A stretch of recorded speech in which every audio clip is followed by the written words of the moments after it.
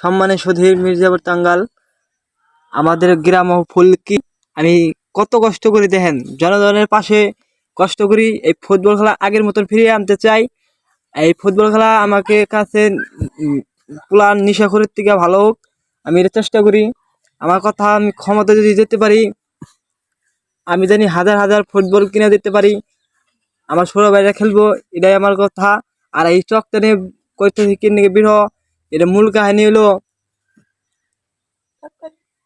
আমার মূল কাহিনী হলো সকাল জনে জানি শিখতে পারে, বুঝতে পারে, তার জন্য এটাই আমার শেষ পর্যন্ত কথা বললাম।